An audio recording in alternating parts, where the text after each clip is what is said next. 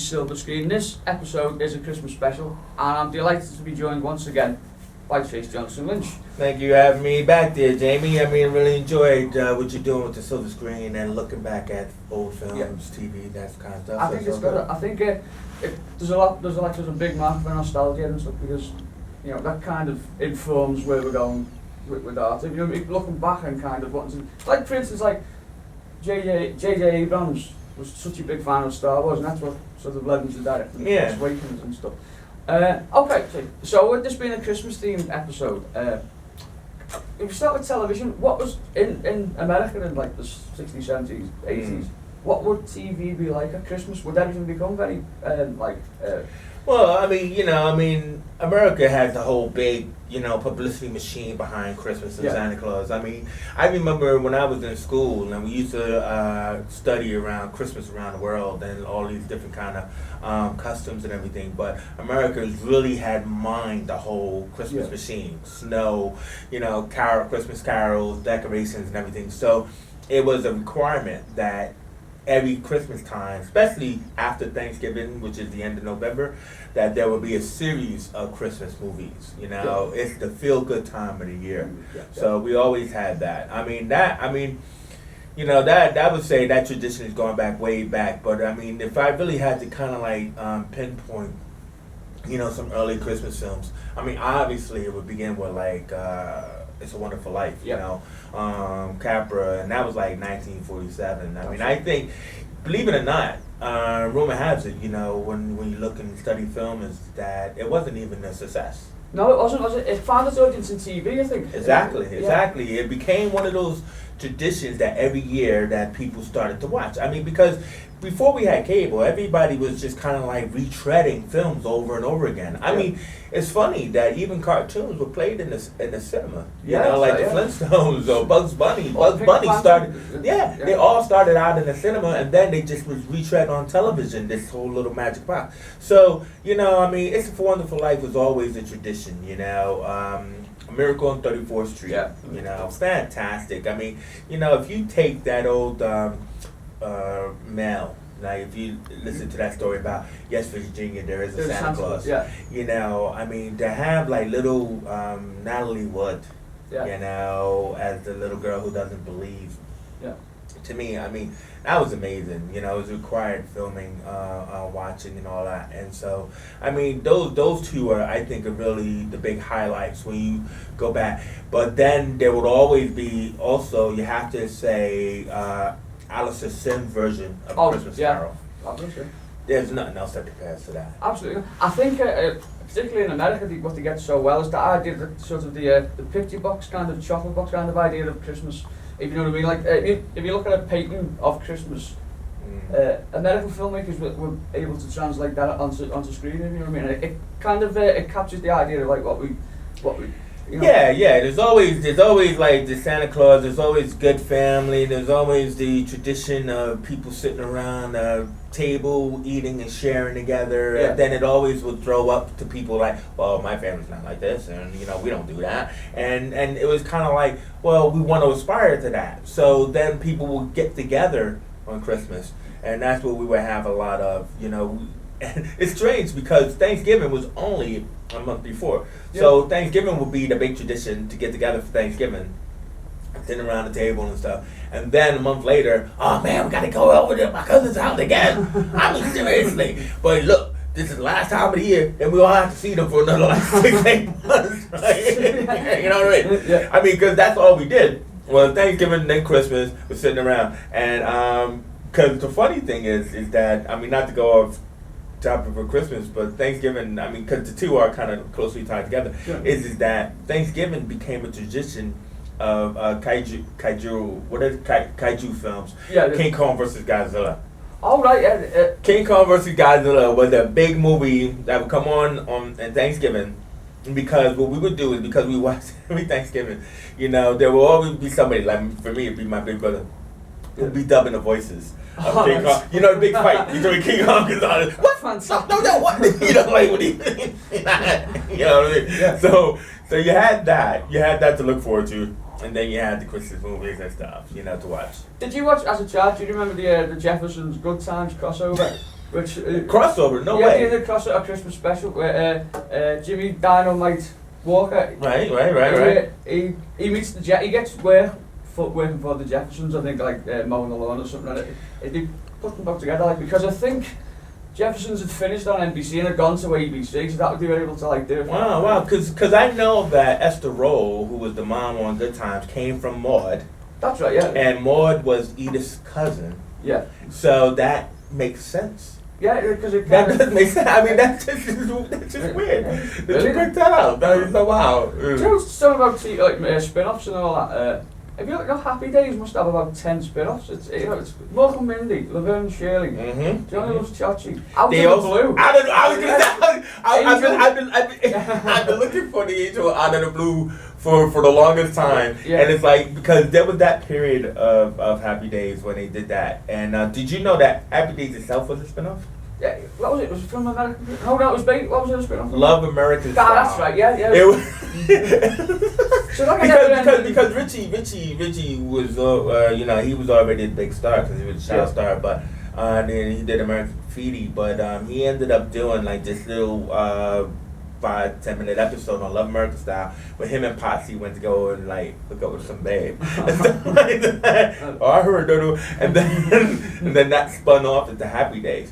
And the thing about it is that when Happy Days started, it was a family show. Richie had an older brother named Chuck.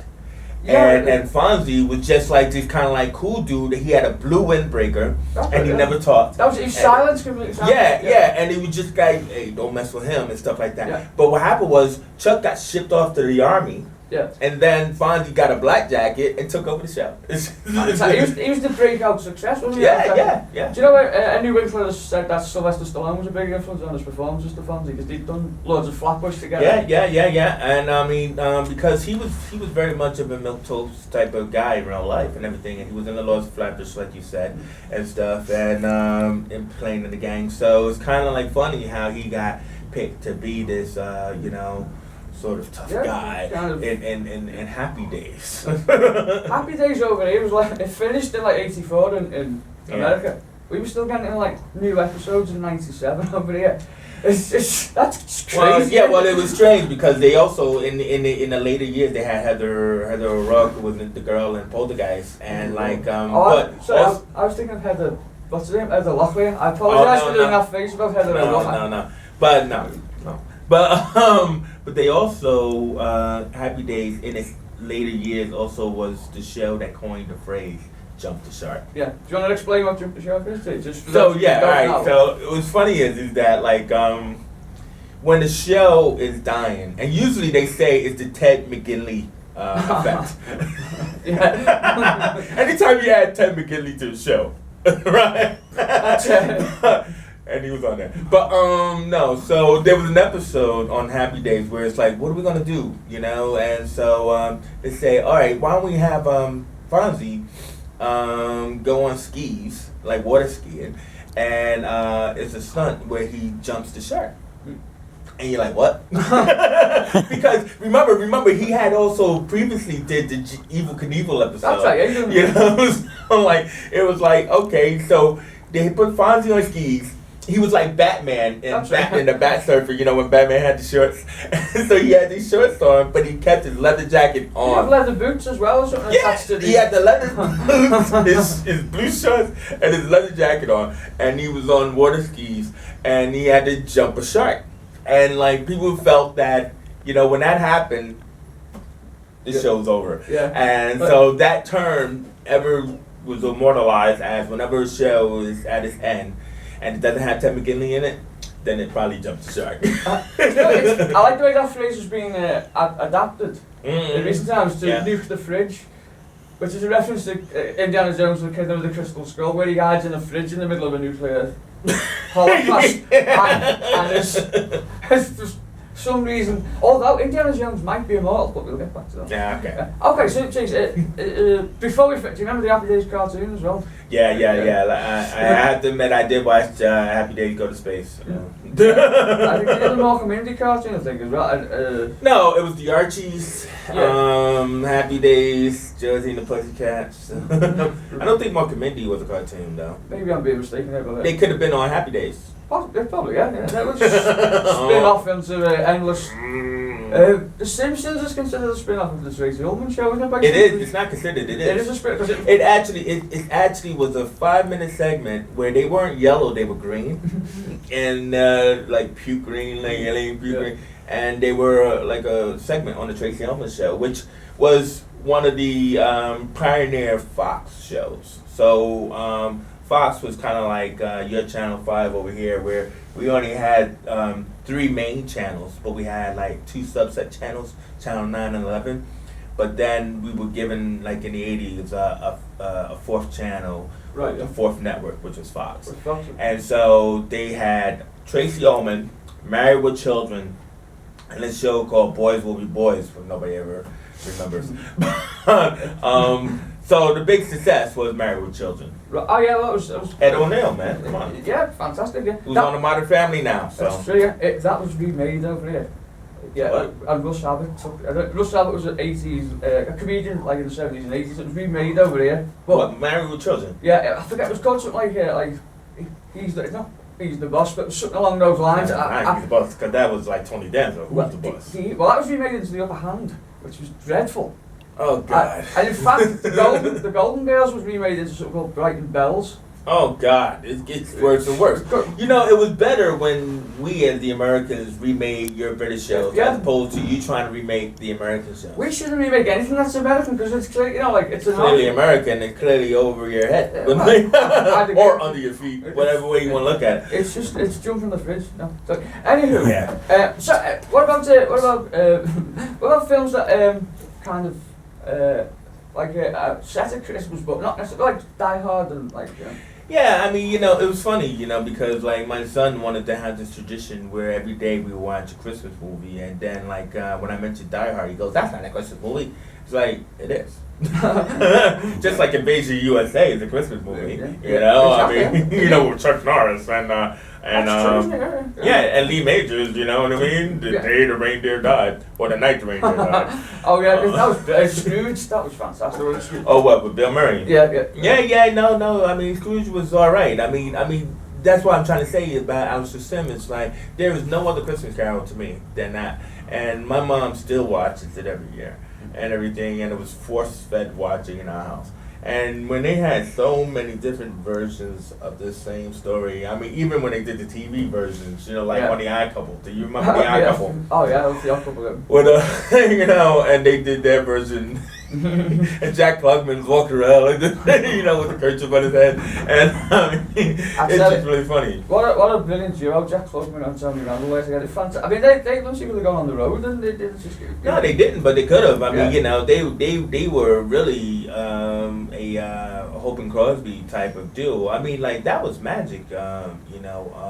Klugman and Randall. I mean, and it's funny how they never actually made a movie, because usually that was the thing. Yeah, it was if you find 2 people that have that kind of rhythm and dynamic together, that chemistry, you wondered why they never did movies together. Well, there's an interesting point. But did you see the new Odd Couple with Matthew Perry and Thomas Lang? I did watch the first episode of that, and I puked in my pants. But the thing about it is that I remember the original movie. Yeah. And actually, that's okay. We now have a big yeah. Just leave it. Leave it rolling. Yeah, leave it there, and then Leave it for a while now. There's someone in the building. Is that still rolling? Is it Santa Claus? I wonder. It is, yeah. Okay. All right. So anyway, what I was saying is I remember the original movie. Yeah. And where Jack Lemmon and Walter Matthau. Yeah. Again, who did do movies together. That's right. Yeah. So Grumpy Old Men and all that kind of stuff. And it was a classic. I even and it was a play on Broadway, Neil Simon, and everything. So there were so many different versions of The Odd Couple. And then when I heard about this, what was it, like 2 years ago or a year ago? Yeah. That Matthew Perry in his old version of the Friends thing, doing The Odd Couple. But there was a black version as well, wasn't it? There was The new Odd Couple, I think it was called, which is very original. There was a black version. Yes, I mean that only shows how great of an idea it is. There was a black version, and I can't remember who was in it, but it was Sanford and Son fellow, wasn't it? I think. Damon Wilson. Yes, it was because I think the movie California Suite came out. Yes, and that felt a little bit Odd Couple-ish, and everything. But yeah, that was a black version. I'm all for that. That's fantastic. Yeah, you're really. No, I'm not really. Okay, what about it? Like Rocky IV, for instance, that's a Christmas movie because it's snowing and it sets up Christmas. Well, I don't know. I mean, it's not like a Christmas movie the way Christmas movies are, because I think it was set in the USSR kind of thing, and it was like this thing about. That's only probably because it's probably somebody outside. You are. More still in the viewers, you are watching. Yeah. Christmas special. It's just somebody outside. Yeah. All right, we hear you. All right. So, all right. So anyway, yeah. So, I don't know if that's quintessential Christmas movie. Going back to what you said about Christmas Carol, Alistair Sim, even when we were doing our thing there, that was the one that was, more so than the novel or the other versions, that was the one that was in my mind, the kind of trying Yeah. No, definitely. I mean, because as you remember, is that the three ghosts scenario is the thing that people always play fast and loose with. They always change up the Ghost of the Christmas Past and Present, even though Ghost of Christmas Future is always a hooded thing, to be scared of. Like, as if the future is always something that we should be worried about. But the past has taken on many forms, whether it's played by kids or girls or that kind of thing. And then the present would be, what type of present are we living in? Whether it be consumerism, like the big overweight present, or something else that we should be worried about. But it is always a really good concept. Yeah, I think it's they cracked the code with it, so it's important to to stick to. Well, not important, but it helps if you stick to those rules for a start. Well, yeah. But but then there are ideas if you go back to It's Wonderful Life, there are ideas that should never be touched. Yeah. And that was a film, that has really been remade. I mean, people tried. I mean, they made versions of Clarence, the movie, and all that other kind of stuff, but you can't touch that. That is something that is like pure gold, and that is what I like about the silver screen is that if you had to really pick films that you can't touch, then you have to actually go back to the well and watch in black and white, in its purism. And It's Wonderful Life is one of those films that is required film in every Christmas to watch, because the basic story of that film is that one person can make the difference to so many. Yeah. Especially when you're not trying to. Yeah. And the thing about that is that is what people don't realize about that film is that it's not about does he find love, or does he stay or should he go, or why should you help people unselfishly? Why are you doing things for people you're not getting back? And everything, and I gotta tell you, when you do that kind of stuff, and we go through the span of his life from being a kid when he helped the druggist, right, to being a man who had 3 kids, still helping his drunk uncle, trying to keep him out of jail and taking the blame for it and everything. What you got is a person who never realizes that his good heart is all that matters. Yeah, he finds himself. That's the discovery.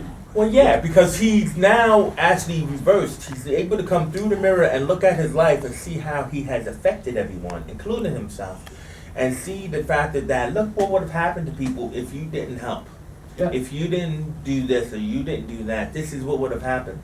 And, it's only a prediction, right? I must be great. But no, if you actually take it back to its base level, it's all about, look, man, just be a good person. Yeah, that's it. That's all you have to do. Yeah. It's not like they have to pay you back, but here's a moment, and we get this huge moment in the end, where he's able to see that, look, dude, you have done so much for so many. Yeah. Let me help you. Yeah, that's it. That's the power of that. I was, you know, Jimmy Stewart says to Clarence, you know, I'm just another bubble, whatever he says, and Clarence says, no, there's only one of you in this entire universe. There's only one of you, and you can make make a difference. And yeah, whatnot. but see, that is anybody else as well who is not selfishly thinking of themselves. So that may not be anybody else in his town, but there's another town where there's somebody that is unselfishly thinking about other people. Yeah. You know, and that's what he was. He wasn't Jesus. He wasn't like the one and only, but he was the guy who was there that just, look, I'm just doing it because I'm just doing it. I'm not doing it to get anything back from it. And that was kind of enough in that kind of. Yeah. Okay, so over here it was a traditional Christmas first of all, it was the Morecambe Lies Christmas show, which was kind of, Eric Morecambe died, and sort of Only Fools and Horses became like a sort of the centerpiece of Christmas viewing. In America, the Bob Hope show was on every. It was a special. Yeah, the Bob Hope Christmas. Yeah. Yeah, that was a big deal. Oh. Well, it's older people, I guess. Yeah, GIs and whatnot. Fine, yeah, GIs, man. I didn't have any GI beef. God no look. Yeah. I probably have Flip Wilson or something. Oh, Flip Wilson, man. I'm a fan. I'd just like to bring. I've just been reading a book on Roger Ebert, and I'd like to bring up Silent Night, Deadly Night. Yeah, okay. Why would you want to do that? But that's okay. Because it was kind of well, there was a big backlash against that film, wasn't it? Because it was portraying Santa Claus as a serial killer, or was it like kind of? Well, no, it wasn't Santa Claus as a serial killer. It was about a guy who was like a lonely guy who had even though he had a brother who had kids and everything like that, he just felt like he had no worth, and you know, and like he was a toy maker. That's right, yeah. And everything like that, you know, and he was making toys, and I don't know, for some reason. I think the backlash against it was people did actually think they were portraying Santa Claus as a serial killer. Now, only because the poster had Santa Claus climbing out of a box with an axe. Yeah. I actually recently saw this film. That's why I kind of like remember, and because I don't know why. Did you see it at the time, or? Of course, I saw it at the time, but I mean, and that's why I recently saw it, because I just wanted to know, or just like, I don't know.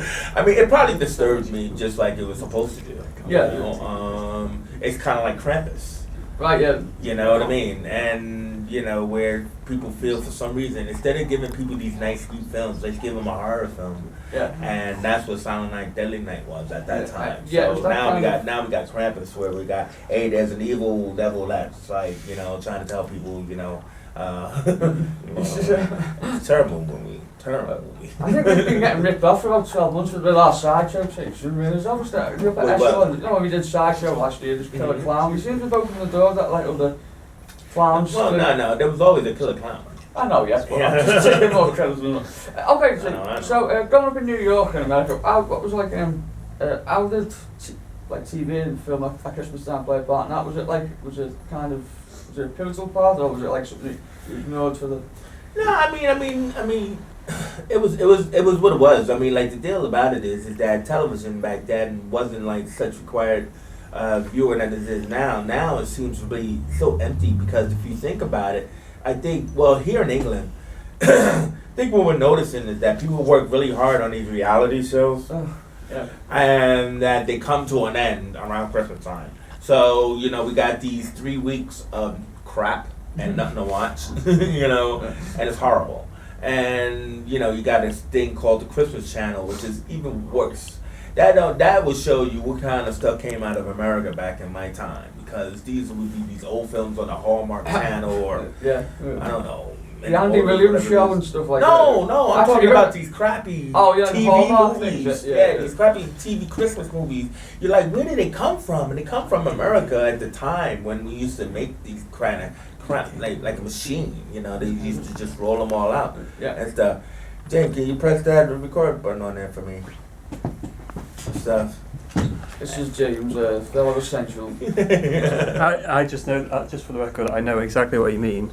Yeah. No. Oh, you doing so well? The orange one. That's it. No, not the orange. Yeah, that one that's the camera. Oh, yes. Yeah, there you go. They're the kind of movies with Dean Kane in them. What? Dean Cain is in all those kind of. Yeah, That's right, yeah. Dean Cain is like, he's does his career. Not really Dean Cain because he was too busy known for Superman to actually do any other work. Yeah, but he you did know? nothing after Superman. That's Yeah, why I know he that's did the- nothing after Superman. He presented Ripley's Believe It or Not, didn't he? Okay, no, let's not even talk about Dean Cain. Sorry, But like the thing about it is, I'm just saying is it's just that. So television and film is not really. I mean, movies is more of the thing to do. It's like there's nothing on TV to get you out into the cinema to watch some good feel movie. You know, like Christmas with the Coopers or something like that. You know what I mean? Or some other disparate family. Now it's all this. Oh, we hate our families at Christmas, and we gotta come together, and then we're all separated, and then we gotta come together for some kind of Christmas magic. And yeah, it becomes really cliched. It's essentially the same stuff. Did you see A Medea Christmas or Madea Christmas? A Medea Christmas, please no. Tyler. No. Good. No. That's really offensive, and Yeah. But yeah, he said to someone, "You can't get offended by it because you're not black," and the fellow's like, God, I'm offended on behalf. Offended that I'm not black. Yeah. Why did I go then? Keep it on the two-shot there, man. All right, so let's put it down. Okay, well, right. Before we finish here, do you have a fate? You said that A Wonderful Life, but is there something? No, let me just go on to this ethnic thing about right, Christmas, like you were saying. It's like, yeah, it was a really good movie. It was a good movie. With was it The Preacher's Wife? Oh yeah. The one with Denzel and Whitney Houston. That was pretty cool. But I don't know. It just seems like when you get corporate America, I'm not gonna say give it a color. When you get corporate America to try and tell you like, well, we need to have Christmas for everybody, and so we have to make these ethnic style Christmases. And if it's going to be black, then it has to be disparaged, or big families and all of this kind of stuff. And I think it's just more offensive when you're trying to please everyone. Yeah. I think Christmas is just one of those kind of things that like there is a magic to it. There is that like you want to just kind of have a feel good movie, a movie about family and about good times, and that's what it is. But I say watch the old stuff, which is kind of like what this show is about, because if you really want to watch really good Christmas feel good movies, that's where we're gonna find it back in the old stuff. Absolutely, and it's like a really good comfort blanket for that kind of thing. It's kind of I mean, the heart is there, Yeah. And you're not trying to make it up. And I think what happens is that we've come through, Vietnam, you've come through several different wars, we've come through the economic crises. Yeah. We don't actually know what love and family is all about anymore, I think. I'm just sorry, but it's true. A Christmas movie story here. Jerry Lewis did Cinderella. And it was a Christmas movie, it had reds and greens and whites and golds in it, with bells jingling and whatnot and stuff. Mm-hmm. And MGM said he wanted to put it out in the summer. Yeah. And he said, you can't do that, it's a Christmas movie. Yeah. He said, no, we're going to do it. And he said, if I give you another film, will you release that in the summer and you can old Cinderella back till Christmas? And this was like February. If you can get a film made by July, we'll do that. But if it goes 1 cent over budget, it's on your... So he wrote and directed and edited and starred in The Bellboy. Plus he owned the negatives. I put that out. And the 2 #1 films from 1960 were The Bellboy and Cinderella. And I think Jerry was a pioneer in that sense, in the fact that he knew what he could do, and he knew his market. And he knew his audience. Yeah, that's the market. Yeah, fantastic. Okay, well then we're going to round this up now. I'd just like to wish everyone a Merry Christmas. Would you, Chase? Yeah, man, Merry Christmas and all that good night. Yeah, Merry Christmas, darling, wherever you are. What are you, the midnight caller? No, I'm